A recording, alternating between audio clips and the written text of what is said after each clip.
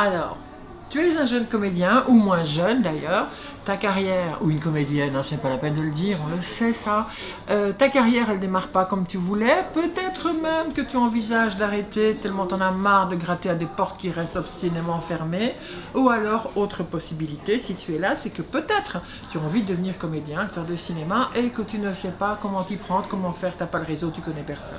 Ah ah ah. Bienvenue sur ma chaîne, Ciné Céline. Pourquoi Ciné Céline? Parce que 1 c'est ma chaîne, 2 Céline c'est moi, et 3 ça parle de cinéma. Mais en fait parler de cinéma c'est un petit peu une excuse pour parler de toi. Voilà. Et ça c'est mon mouchoir parce que je pleure, je suis désespérée parce que je sais qu'il y en a qui ne sont pas encore abonnés après tout le mal que je me donne. Alors que, puisqu'on parle de cinéma, je vous emmène en plus, bonus gratuit, dans les plus beaux endroits du monde, dans les plus intéressants endroits du monde, dans les endroits très filmiques. Note ce mot, c'est un mot professionnel. Ça claque dans les dîners. Ouais, je n'ai pas gardé cette tenue, ce n'était pas suffisamment filmique, ça marche toujours. Voilà. Alors aujourd'hui, après un peu avoir décortiqué le cinéma, le film, comment ça marche, après avoir décortiqué ton CV, et là c'est un gros morceau, on va s'attaquer à pire. On va s'attaquer à ta bande démo. Ta bande démo. Grand moment de solitude quand tu es directeur de casting. Parce que j'ai le regret de te dire qu'en 40 ans de carrière, au début il n'y avait pas de bande démo, hein, donc le problème ne se posait pas. Depuis que ça existe, j'en ai vu plein qui étaient formidables. Je n'en ai jamais vu une seule, ni en France, hein, ni en Belgique, ni en Suisse, ni au Luxembourg. Vous ne savez pas faire de bande démo. Aucun d'entre vous. Et même si vous avez payé très cher pour en faire une, bah, elle n'est pas bien faite. Parce que c'est pas ce qu'on attend. Tout simplement. Et maintenant vous l'avez compris, que tout ce qui n'est pas nickel dans vos outils de présentation dans le cinéma, ne joue pas pour vous, mais joue contre vous. Et une fois de plus, une bande démo, elle n'est même pas obligée d'être complètement pourrie, il y en a, pas mal, mais même si elle est super bien faite, même si c'est un cinéaste qui vous l'a faite, sait-on jamais, ça va pas. Alors, vous allez me dire, c'est pas compliqué, la bande démo, c'est comme mon CV, mais c'est un CV en image. Eh ben non, c'est tout sauf ça en fait. Alors, quand on fait un casting, si on regarde la bande démo, c'est parce que ça nous donne des informations sur votre phrasé, sur vos attitudes, sur un tas de choses. Mais nous, ce qu'on regarde, c'est si oui ou non, vous nous communiquez une émotion. C'est tout ce qui nous intéresse. Alors, imaginez que pour un rôle important, il est arrivé qu'on envisage jusqu'à 400 comédiens. Est-ce que vous imaginez quelqu'un qui n'est pas payé à la bande démo, hein, qui est payé pour le résultat, parce que directeur de casting, c'est une obligation de résultat. Ça veut dire que tu travailles jusqu'à temps que ton client dit « Ok, j'ai ce qu'il me faut, c'est bon. » Ok. Imagine maintenant que je regarde 400 vidéos pour un rôle et que chaque démo dure 5 minutes. Tu as une calculette sur ton téléphone. Serre-toi-en. Et pendant que tu fais tes petits calculs, comme tu es un peu distrait, là, tu t'abonnes, tu likes, tu partages, et je ne le dirai plus. Si je le dirai encore, en fait. Et donc, là, on avait décidé de faire ces vidéos, cette chaîne Ciné Céline. Et j'ai visionné des démos pour un casting de comédienne, et j'ai noté le temps que je consacrais à visionner chaque démo. C'est une moyenne de 30 secondes. Parce qu'au bout de 30 secondes, j'ai compris que ça ne sert à rien, que j'en regarde plus, parce que j'aurai pas plus d'informations. Alors, la bande démo, ça commence, musique un peu grandiloquente, hein, nous sommes chez les stars, bien sûr, et puis ton nom et ton prénom arrivent. Waouh! Ah, je savais pas, j'allais regarder la bande démo de qui, tu vois, tu fais bien de me le dire, hein. Ok, bon là j'ai déjà perdu du temps, que j'ai pas. Et puis une première scène, et alors apparaît 9 fois sur 10 dans le fond, le titre du film et le nom du réalisateur. Je m'en fous. Complètement. Je regarde tes émotions, tes expressions. À aucun moment je vais me dire « Oh, elle a tourné dans tel film pour tel metteur en scène, mais c'est trop formidable, je la veux aussi !» Il faut à tout prix que je la présente à mon producteur, il va être tout à fait ému. Ben non. Déjà 9 fois sur 10, c'est des courts-métrages d'étudiants. Ok.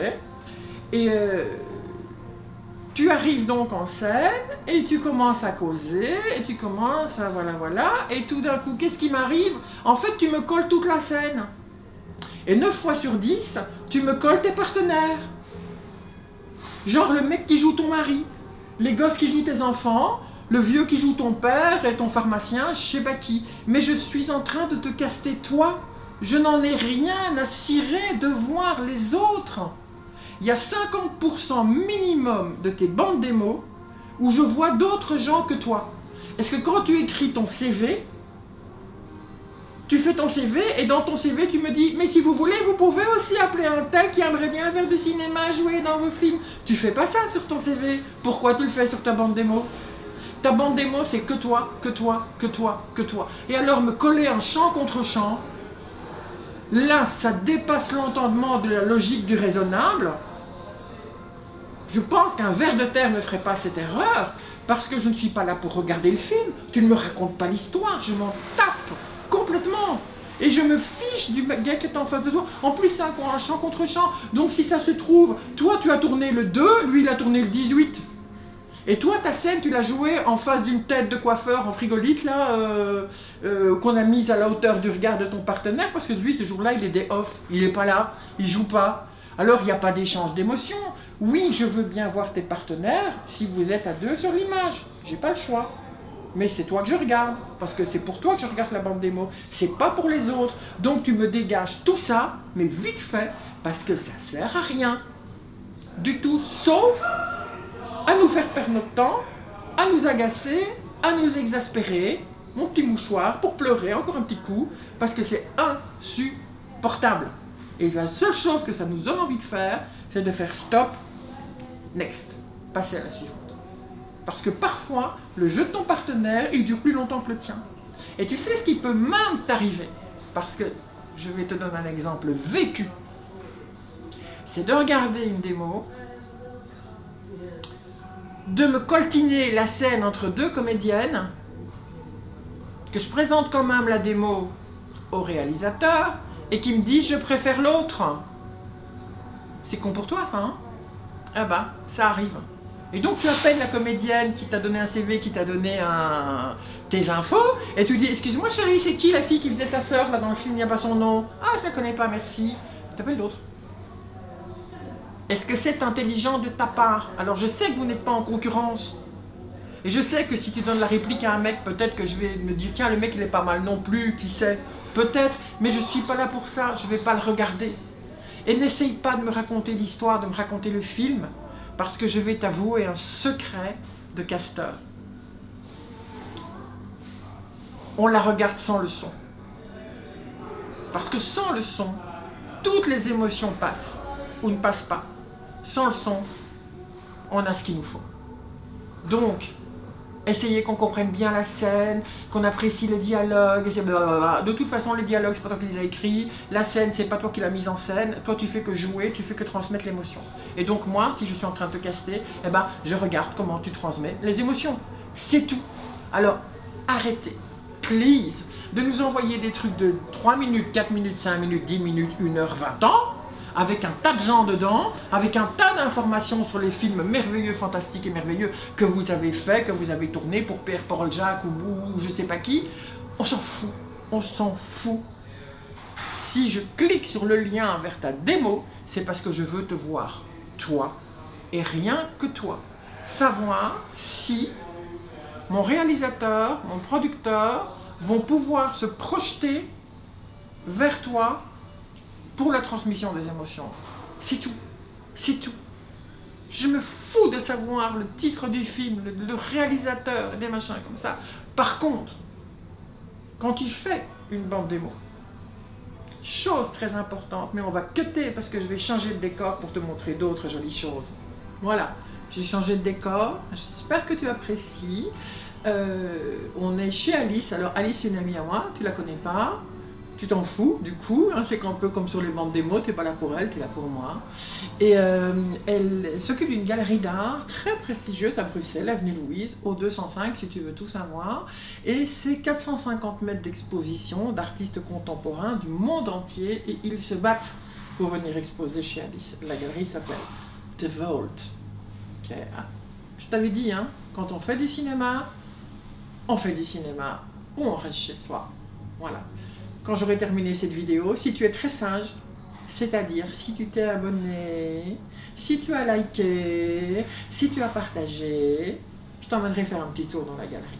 Voilà. En attendant, je termine avec cette histoire de démo. Gros point important. À partir du moment où tu as fait ta démo, que tu diffuses ta démo, je n'ai pas besoin sur cette démo de voir ce que tu as fait quand tu avais 14 ans, de voir ce que tu as fait quand tu en avais 18, 25 ou 30 si tu en as 60. Encore une fois, les trucs les plus récents, les plus pertinents, qui vont correspondre à la personne que je vais inviter en casting. Donc quand tu as fait ta démo et tes photos, ça aussi on va en parler, d'ailleurs je vais en parler sur cette vidéo-ci, comme ça on a fait un peu le tour des outils principaux. Reste comme tu es. Reste comme tu es. Ça sert à quoi de faire des photos, de faire une démo et prêt d'aller chez le coiffeur et de couper tes longs cheveux noirs que tu avais jusqu'à la taille pour te faire une brosse GI, ce blond platine? Où sera la fille ou le garçon? Peu importe, hein, si tu avais une barbe jusque-là sur ta démo, tes photos, ben tu la gardes. Et a fortiori quand tu as passé un casting. Parce que la démo, c'est un outil temporaire. On ne fait pas une démo pour toute sa vie. Et ça aussi, vous le faites. Les Américains, je suis désolée de les prendre en exemple, mais ils sont beaucoup plus professionnalisés. Ils font une démo, je ne vais pas dire tous les 6 mois, mais oui, hein, tous les 12, 18 mois. Et ils enlèvent les trucs les plus anciens, ils mettent les trucs les plus récents. Et on est toujours au courant de leur actualité. Moi, je vois parfois passer des démos de comédiens que je connais vraiment, et sur leurs démos, ils ont 10 ans de moins sur certains extraits. À quoi ça sert? Cette personne-là n'existe plus. À quoi sert que tu me la montres pour que je lui donne du travail? C'est absurde. Je vais aussi encore te raconter une anecdote merveilleuse et délicieuse, une histoire tout à fait vraie. Je fais un casting et je cherche un ado qui doit correspondre au couple de parents qui sont les acteurs principaux. L'ado, c'est un rôle secondaire. Je fouille, je trouve des démos et j'en vois une vraiment très très bien. Et il a une agence, garçon, et son agence est le plus important agent de Paris de ce moment-là. Il y a lui et tu tires l'échelle. Donc quand je dis agent, ça veut dire agence plus exactement, où il y a une dizaine de personnes qui travaillent, avec chacun un portefeuille d'artistes. Et pour montrer qu'ils sont super efficaces, chaque agent dans cette agence d'agents s'occupe de 4 ou 5 artistes maximum. Donc je contacte en toute logique l'agent qui s'occupe de ce garçon. Elle me dit oui, super, en plus tu peux le voir justement sur telle chaîne, ce soir il joue dans l'épisode de telle série. Je dis, oh ben c'est cool. Donc je consacre ma soirée, je regarde l'épisode de cette série, je me trompe pas, elle m'avait donné le titre de l'épisode, le titre de la série, le titre de l'épisode. Et je vois pas ce mec. Bah j'ai dit putain, c'était un figurant, je l'ai pas vu passer. Replay, je le vois pas. Bah j'ai dit mais qu'est-ce que c'est que ce truc? C'est pas normal. Je rappelle à l'agent, je dis écoute, il y a un truc, il t'est trompé d'épisode, il n'est pas dedans. Elle me dit mais si, il fait le mari. Ah bah oui, le mec il avait 35 ans. Et sur sa démo, il en avait 16. Mais à 16 ans, il avait fait un tout gros film qui avait fait un très très gros succès. Et donc on avait laissé cette démo là. Mais j'ai perdu une soirée, j'ai autre chose à fiche de ma vie que regarder des épisodes de séries à la con avec des acteurs qui se sont transformés depuis le moment où moi j'ai voulu les prendre en casting. Ça arrive. Et il avait un très très grand agent, très gros, oui, dans tous les sens d'ailleurs, agent. Mais où on est? Où on est? Et c'est à l'agent de faire ce boulot, mais c'est aussi à l'acteur de surveiller ses outils de communication. Il doit bien se rendre compte qu'il a 35 ans ou c'est moi qui lui apprends. Il le sait qu'il a plus 16 ans, il le sait que sur sa démo il a 16 ans. Parce qu'en plus, comme c'est un gros succès, sur sa démo il n'y avait qu'un film. Avec toutes ces scènes. Voilà. Donc c'est le genre de démo que je fous à la poubelle. Mais là, oui, parce qu'on avait encore des DVD à l'époque, hein, c'est pas tout neuf l'histoire. Et voilà, mais j'en ai tout le temps, des comme ça. J'en ai tout le temps. Les gens n'ont plus le même âge, ils n'ont plus le même physique, et parfois il y en a, ils ne vont plus de cinéma. Ils disent, ben non, j'ai arrêté, maintenant je conduis des camions. Ah ben ouais, mais merci de m'avertir, enlève ta démo, enfin je sais pas, retire-toi du circuit. Fais quelque chose. Alors, depuis que j'ai créé cette chaîne, Ciné Céline, bienvenue, abonne-toi, like et partage. Sinon ça te tombe. J'ai réfléchi à un truc et je me suis dit, mais quand tu es, parce qu'en principe sur cette chaîne, tu es comédien débutant. Mais quand tu n'as pas assez de matière pour faire une démo présentable, je pars du principe, c'est pour moi qui ai inventé la phrase, mais que dans chaque adversité, il y a le ferment d'une nouvelle chance. Et en fait, j'ai envie de te dire, en te parlant droit dans les yeux, parce que je te vois là, toi qui es abonné, mais surtout les autres qui ne le sont pas,